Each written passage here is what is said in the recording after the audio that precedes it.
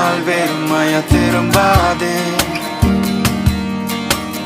எந்த வாழ்க்கையும் மாறும் நீர் வரும்போது.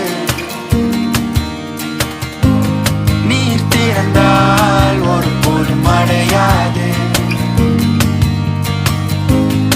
உமக்கீடாக இங்க இணையாறு இணையாறு.